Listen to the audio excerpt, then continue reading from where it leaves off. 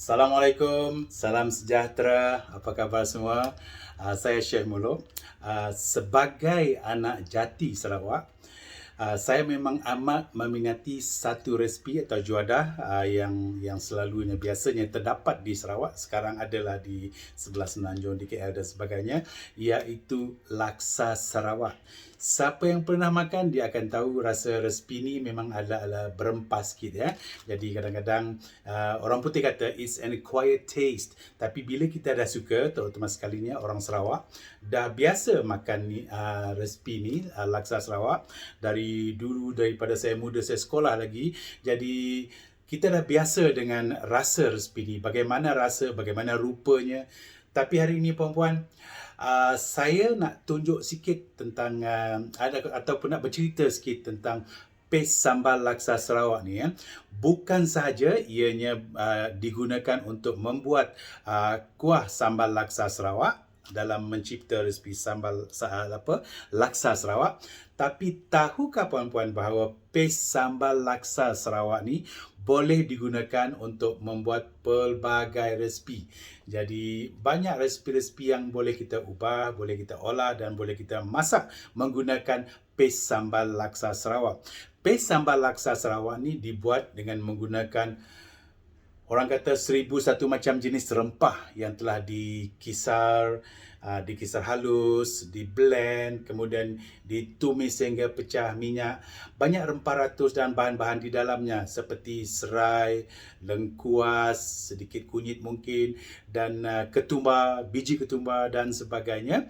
Dan cili kering, kesemuanya di blend, dikisar halus dan ditumis sehingga pecah minyak sehingga ia menjadi satu paste. Okey. Saya tak perlu cerita tentang macam mana cara nak buat paste sambal laksa Sarawak. Saya bukan pakar ya, saya cuma masak je. Tapi anda boleh order online paste sambal laksa Sarawak. Sekarang banyak ya. Dekat KL ni ada dijual secara online. Kita boleh order daripada Kuching Sarawak ataupun melalui ejen-ejen yang ada di KL ni. Dan salah satu tempat yang chef suka pergi kalau sebelum PKP ni, apabila kita dibenarkan bergerak bebas antara daerah, ialah saya nak share lah. Dekat sini bukan saja terdapat paste sambal laksa Sarawak atau paste sambal laksa Sarawak, tetapi juga terdapat bahan-bahan mentah, bahan-bahan eksotik, barang-barang yang rare daripada Pulau Borneo keseluruhannya, bermaksud Sabah, Sarawak, Brunei, Labuan dan sebagainya. Pulau Borneo, okey. Di situlah bahan-bahan ini dijual. Nama tempat tersebut di kawasan Selangor ni ialah Pasar Borneo Seri Kembangan. Kalau tak silap dekat Johor pun ada satu tapi dekat untuk penduduk Klang Valley ataupun Lembah Kelang ni, boleh pergi ke Pasar Borneo Seri Kembangan. Boleh Google, boleh Waze, boleh sampai. Tetapi ianya dibuka pada setiap hari Sabtu daripada pukul 7 hingga pukul 11 pagi saja. Dekat situ macam-macam paste sambal laksa Sarawak dijual.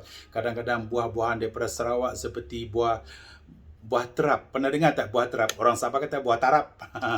Ada dijual di Pasar Borneo. Dan makanan tradisional Sarawak pun ada. Mi kolok ada, laksa Sarawak ada, dan bermacam-macam lagi juadah daripada Borneo dijual di situ. Bolehlah pergi ke Pasar Borneo Seri Kembangan. Nak promo jugalah sebagai anak jati Sarawak, nak support kawan-kawan yang berniaga dekat sana.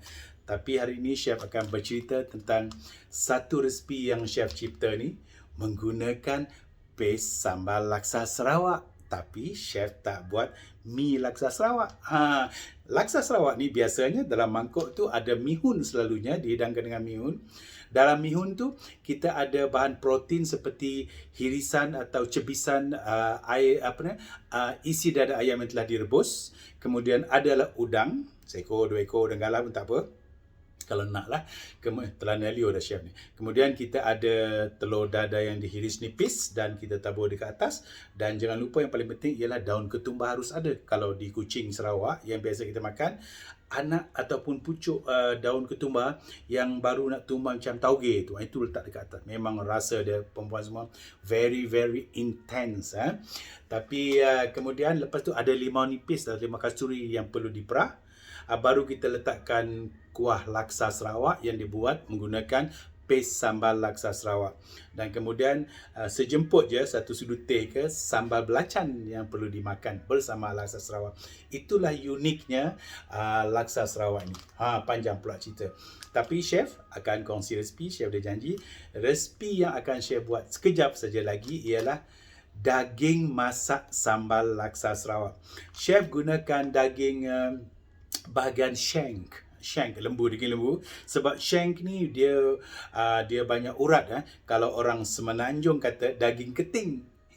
Tapi sebutannya kalau dalam bahasa Sarawak, tak payah chef nak explain lah. Bahaya sikit lah, dia agak censored sikit lah. So daging keting ni ialah daging yang berurat, memang sedap kan.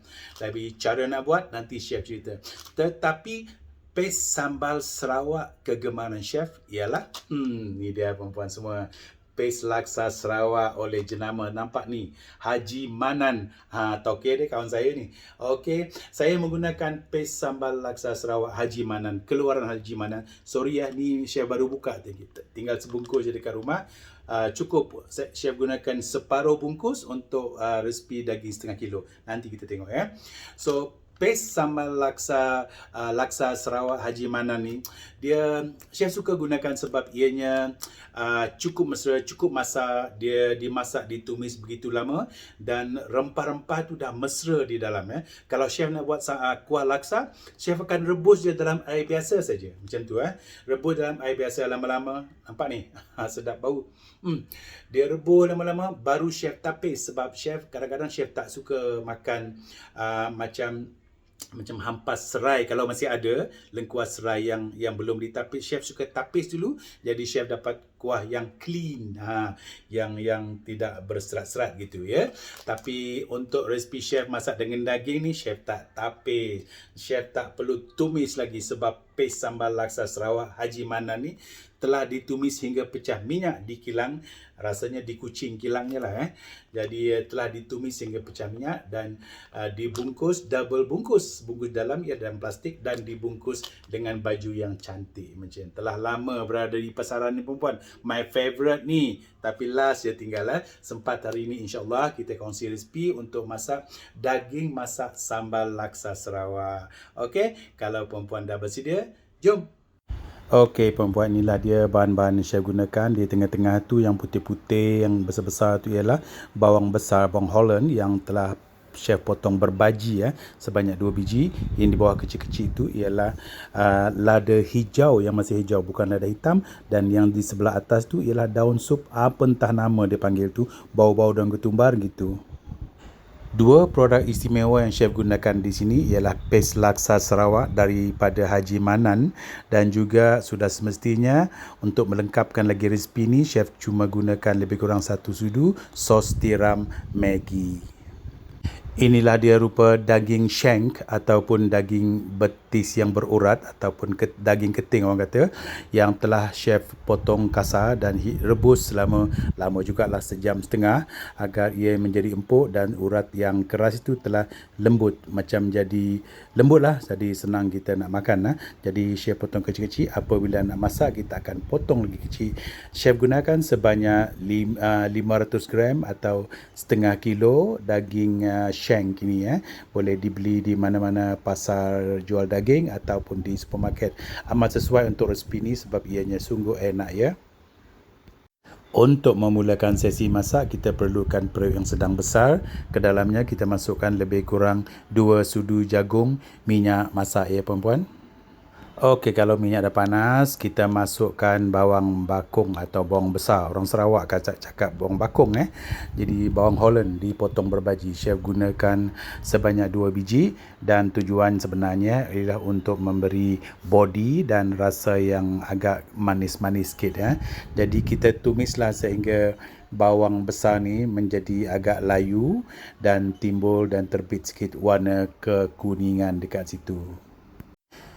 Bila bawang dah agak kekuningan, kita masukkan kita punya daging keting ataupun daging shank yang telah direbus selama 1.5 jam dan kita hiris nipis macam ni. Sebelum direbus kita hiris kasar dulu Untuk masak kita hiris lagi nipis macam ni Jadi kita gaul mesra daging dengan bawang sehingga ianya sebati perempuan. Kalau dah sebati, langkah seterusnya ialah kita masukkan paste laksa Sarawak Haji Manan tadi. Chef gunakan sebanyak 2 bungkus, 2 bungkus lah pula. Separuh bungkus atau setengah bungkus untuk daging sebanyak setengah kilo. Jadi untuk ni kita cuma gaul mesra supaya ianya rata.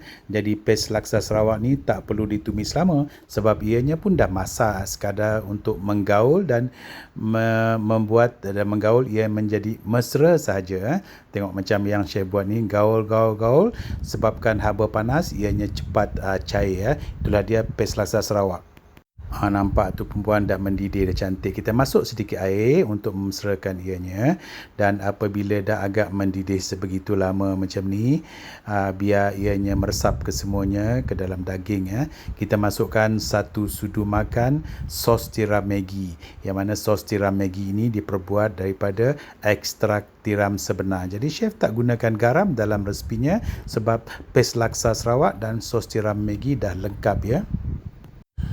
Ni bahan special chef ni perempuan semua. Chef ambil daripada pokok yang ada depan rumah chef ni. Lada Sarawak. Sarawak pepper masih warna hijau. 1 tangkai macam ni pun cukup. Power. Bahan terakhir yang chef masukkan ialah daun sup. Saya lupa nama lah, nanti Google ya. Yang panjang-panjang daun chef hiris nipis-nipis macam kita hiris daun kunyit macam tu. Tabur je di atas. Kemudian dah siap. Kalau nak sedap lagi, kita hidang dia panas-panas ya. Alhamdulillah, nampak tu daging masak sambal laksa Sarawak. Baunya perempuan, Masya Allah. Dah nampak cara chef masak tadi ya. Jadi cepat dimasak sebab menggunakan resepi yang chef cerita tadi. Jadi kalau nak rasa nak cuba, boleh masak sendiri dan boleh order paste sambal laksa Sarawak Haji Manan secara online, ataupun kalau Pasar Borneo dah ada buka sekarang, kena check lah. Kalau dia ada dijual di sana. Jadi sekarang seterusnya chef nak tunjukkan, buat demo sikit macam mana cara nak makan. Nampak tu, dengan daun ketumbar, entah apa nama daun ketumbar tadi yang panjang macam daun tu, dan sedikit biji lada hijau daripada Sarawak. Bismillahirrahmanirrahim. Allahumma barik fi ma razaqtana.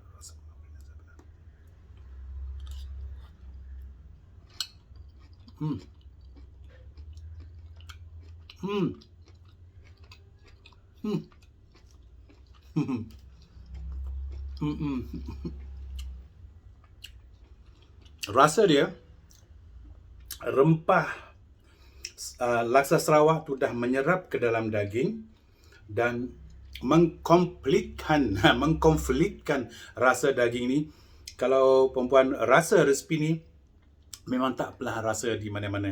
Benda ni tak dijual. Kalau buat sendiri, jadi kalau pergi Sarawak dah tahu rasanya. Jadi memang teringat kita dengan laksa Sarawak, tapi kita makan daging laksa Sarawak. Apa lagi perempuan, jangan tunggu lama-lama. Order je lah. Buat ikut. Senang je masakan. Bismillahirrahmanirrahim lagi sekali. Bye.